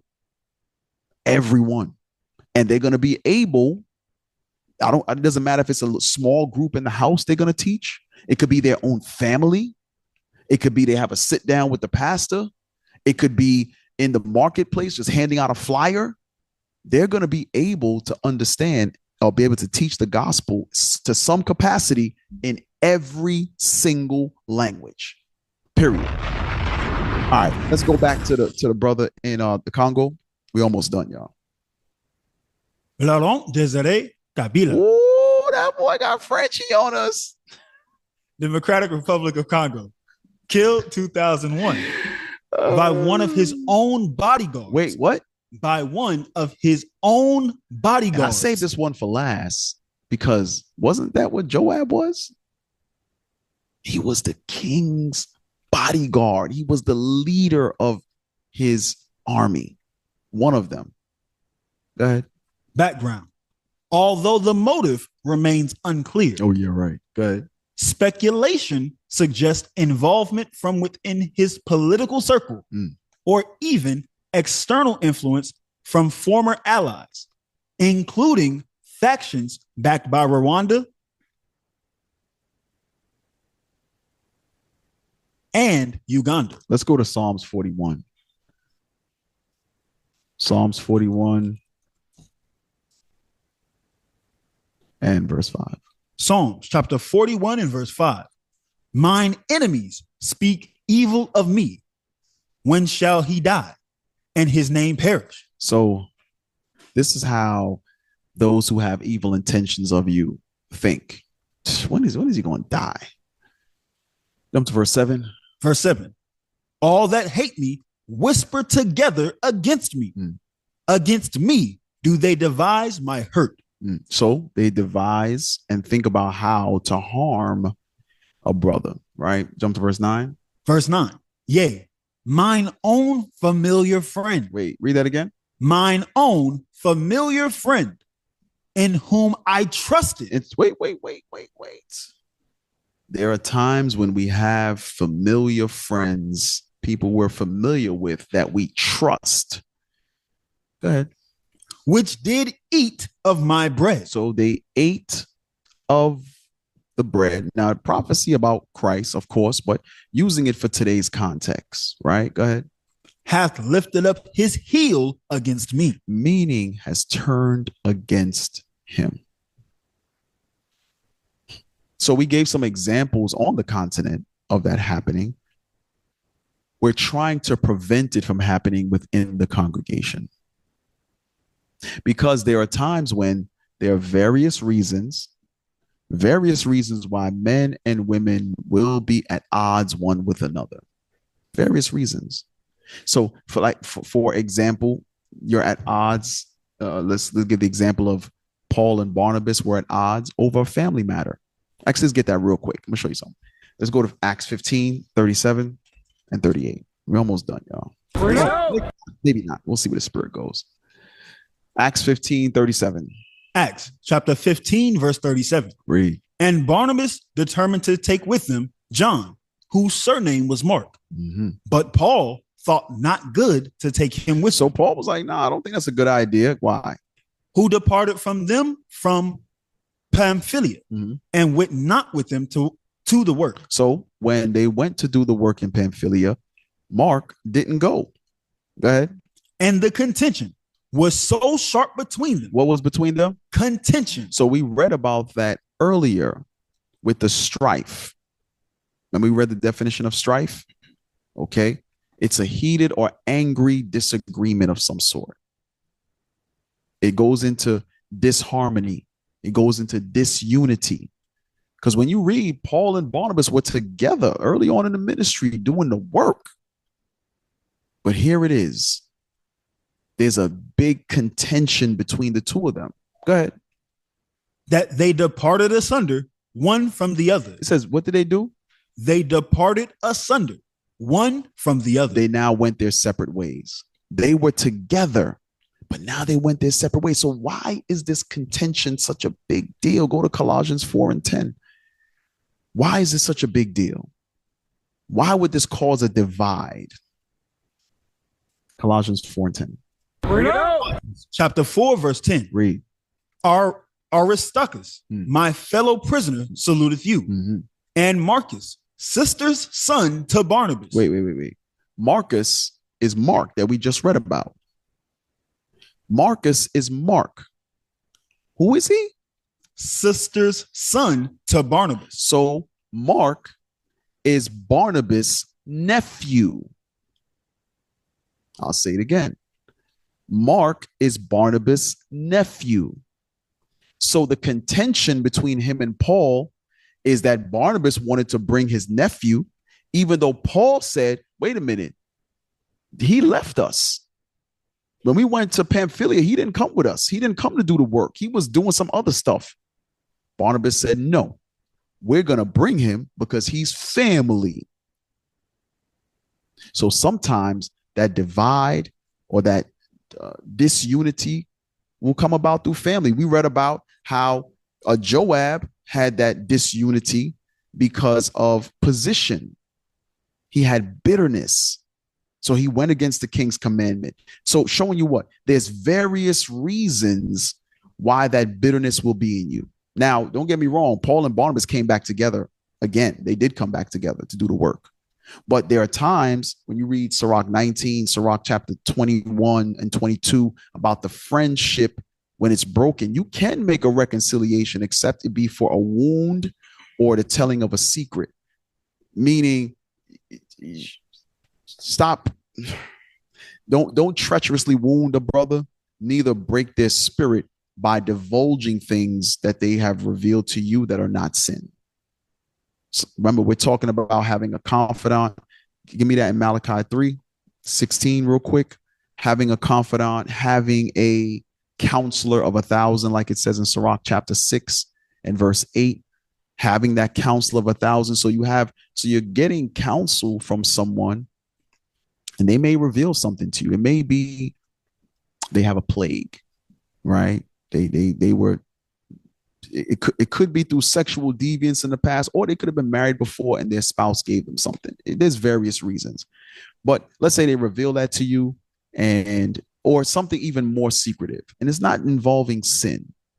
Don't go noise that abroad, because it says you can lose a friend by the revealing of secrets. And it's not talking about secret sin. Secret sin, you reveal it. But there's some times when you gain that brotherhood, you gain that camaraderie, you gain that unity, you gain that counselor, you're going to reveal certain things to them. And it's not for any of you counselors to stand on the microphone and say, hey, you all know that brother such and such is plagued or sister such and such is plagued. That's not for you to do, because you can lose that friend just by doing that. Right? Go ahead. Malachi chapter 3, verse 16. Then they that feared the Lord spake often one to another. So they that fear the Lord spoke often one to another. Spoke often one to another. So we have to get that spirit fixed, because we do have broken spirits within us. And we come into the congregation and we try to act like we're normal. We try to act like we ain't normal. We are not normal. Okay. Was that Sirach 6 about directing your friendship? 6:17. Let's read that real quick. So it says, them that fear the Lord. So it goes right back to, remember, it says, if you fear the Lord, you'll gain a faithful friend. If you fear the Lord, you'll speak often one to another. Read that in Sirach 6. Sirach 6. Sirach chapter 6, verse 17. Whoso feareth the Lord. Here it is again. Whoso feareth the Lord. It goes right back to your first order of business is the fear of God. Go ahead. shall direct his friendship aright. There it is right there. You'll direct your friendship aright. You'll direct it aright, meaning you'll make the right decisions. Give me that in Luke 7 and Matthew 7. Look at it. It's like verse 12. We're almost done. I know I said that 10 minutes ago. Matthew 7:12. Matthew chapter 7, verse 12. Therefore, all things whatsoever ye would that men should do to you. So the things that you want, that you would want someone to do to you, do ye even so to them. So, meaning treat others as you would want to be treated. So when you direct your friendship aright, you're treating them as you would like to be treated. So you're not going to deal with them for due to covetousness. It's not going to be because of lust. It's not going to be because of envy and hatred. Listen, we all are trying to get ourselves right. There's a little bit of all of that within all of us. Your job is to recognize it and purge it, fast on it, pray on it, light those incense in the house to burn them damn spirits that you got up in there. Okay. Throw away the bones in your closet. Throw them away. Because the things that a brother or sister does to you, sometimes the friendship is only one-sided. God says it can't be one-sided. It cannot be one-sided. You have to direct your friendship aright. Real quick,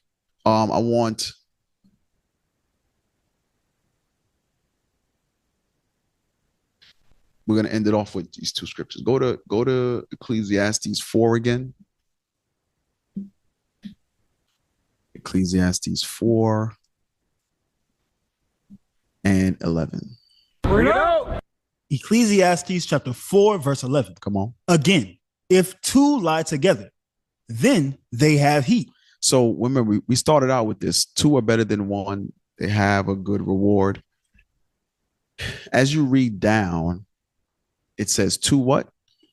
Again, if two lie together, then they have heat. So two lie together because it's necessary, especially in the mean season.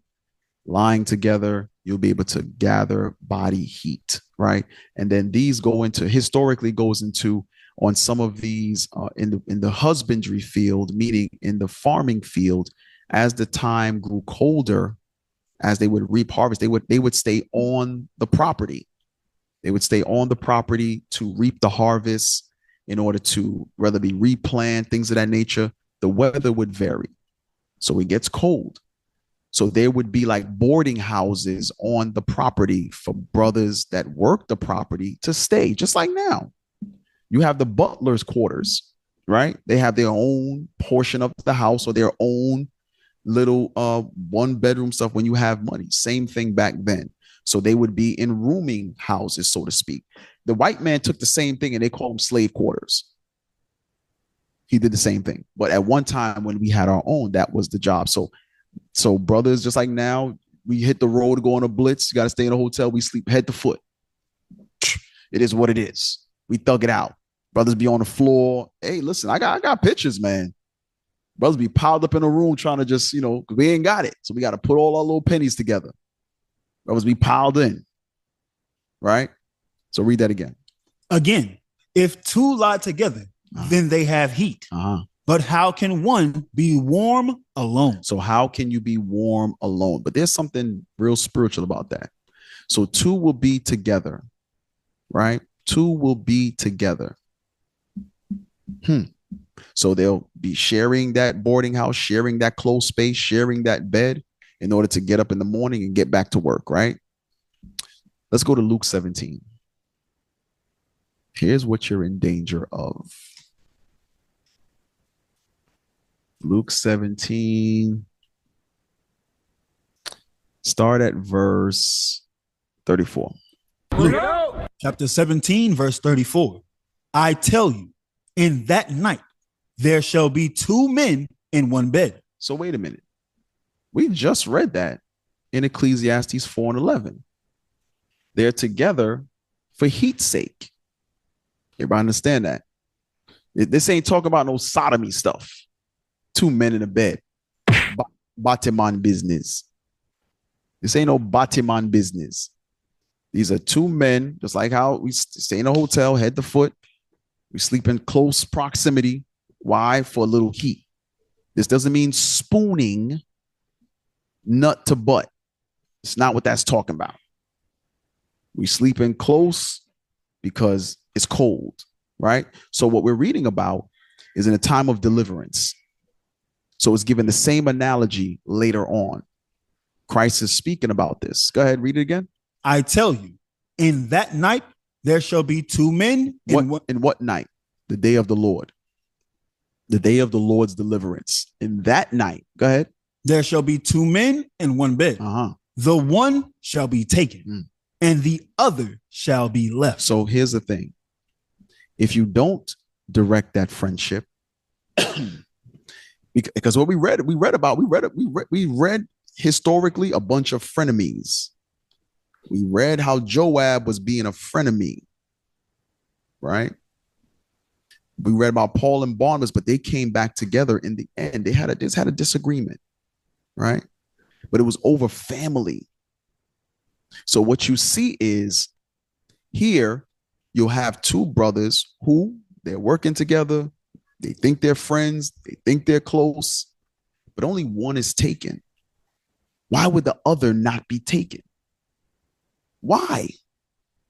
Because there is an intention or an intent or an action, a thought process that's not genuine. It's not genuine because otherwise they both will be taken. I know this is an analogy about only a few is going to be delivered. I get that. We understand the real understanding of it, but I want you to look at it for face value. It's only two of them. Why not take both? Because there'll be times when that friend isn't that friend at all. They have bitterness, they have hatred, they have all manners of evil in them. So what you're doing is you're actually jeopardizing your salvation by being disingenuous. We got to serve the Lord with sincerity and truth, man.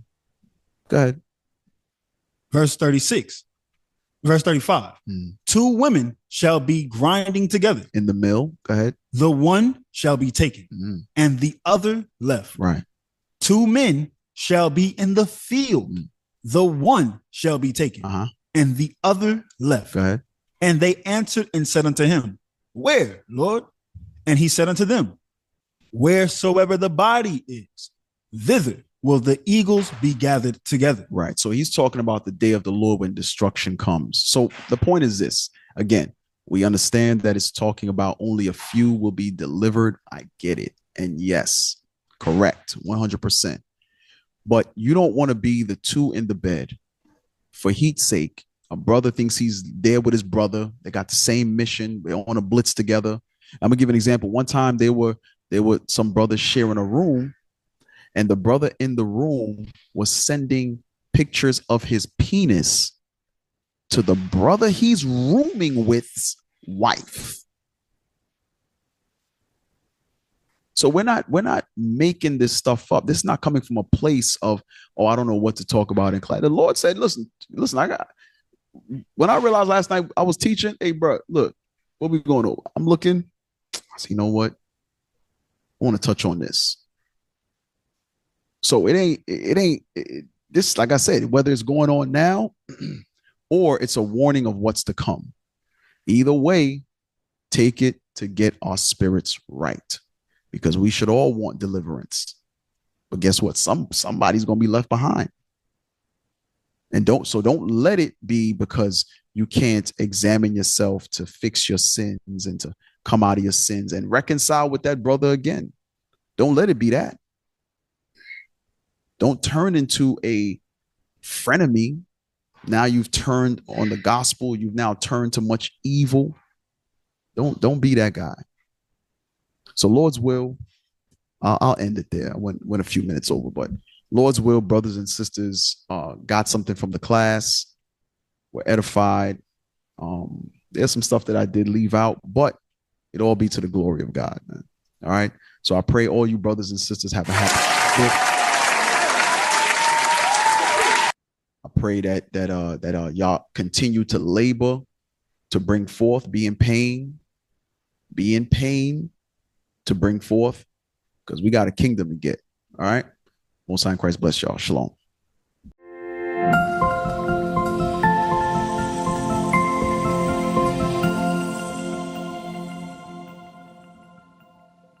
What is the nation?